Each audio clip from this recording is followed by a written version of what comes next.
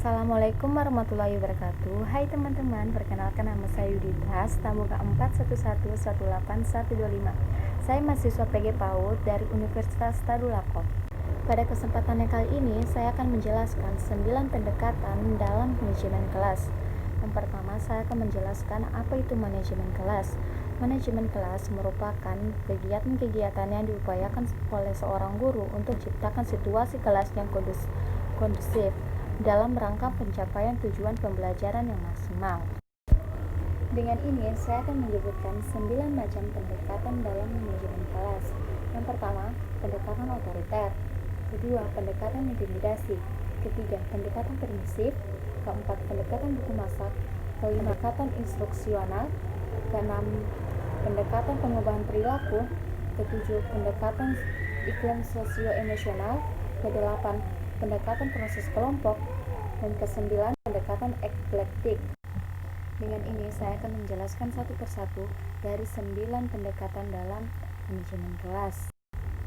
Yang pertama, pendekatan otoriter, yaitu pendekatan yang memandang pengelolaan kelas sebagai suatu proses untuk mengontrol tingkah laku anak didik. Adapun peran guru di sini adalah menciptakan dan mempertahankan situasi disiplin di dalam kelas. Yang kedua, pendekatan intimidasi. Pendekatan ini adalah pendekatan yang memandang manajemen kelas sebagai proses pengendalian perilaku peserta didik. Pendekatan ini berguna dalam situasi tertentu dengan menggunakan teguran yang keras.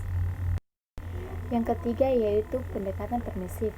Pendekatan ini menganggap pengelolaan kelas sebagai suatu proses untuk membantu anak didik agar merasa bebas untuk mengajarkan apa saja yang mereka kehendaki.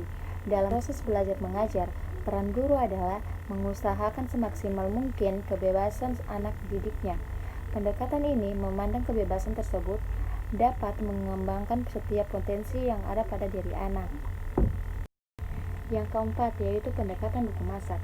Pendekatan buku masak adalah pendekatan yang berbentuk rekomendasi daftar hal-hal yang harus dilakukan oleh seorang guru apabila menghadapi tipe masalah manajemen kelas.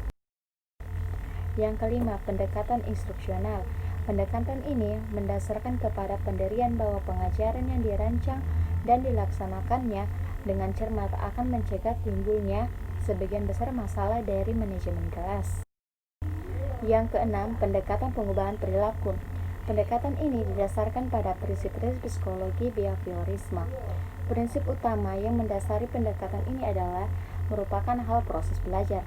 Adapun pendekatan pengubahan perilaku dibangun ada dasar 2 asumsi, yaitu 4 proses dasar belajar. Yang kedua, mempengaruhi kejadian-kejadian dalam lingkungan. Yang ketujuh, yaitu iklim sosio-emosional. Pendekatan ini dalam manajemen kelas berakar pada psikologi penyuluhan klinikal, dan mereka itu memberikan arti yang sangat penting pada hubungan antar pribadi. Pendekatan ini dibangun atas dasar asumsi bahwa manajemen kelas yang efektif dan pengajaran yang efektif sangat tergantung pada hubungan antara guru maupun peserta didik. Yang kedelapan, pendekatan proses kelompok, yaitu yang mendasari pendekatan proses kelompok pada asumsi-asumsi, yaitu kehidupan sekolah berlangsung dalam lingkungan kelompok, yakni kelompok kelas. Yang kedua, tugas pokok guru adalah menciptakan dan membina kelas yang efektif dan produktif.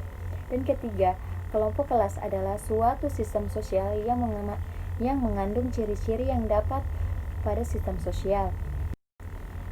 Yang kesembilan yaitu pendekatan eklektik. Menyimak secara sesama kedelapan pendekatan yang telah diuraikan di muka adalah ibarat melihat benda yang sama dari berbagai sudut pandang yang berbeda. Oleh karena orang guru harus mengetahui kekuatan dan kelemahan masing-masing pendekatan ketika akan menerapkan suatu pendekatan. Dalam kenyataannya, guru jarang sekali menerapkan suatu pendekatan secara utuh, kan mengkombinasikan masing-masing pendekatan dengan mengambil hal-hal yang positif. Sekian presentasi dari saya, lebih dan kurangnya saya mohon maaf. Wabillahi taufiq wal hidayah. Wassalamualaikum warahmatullahi wabarakatuh.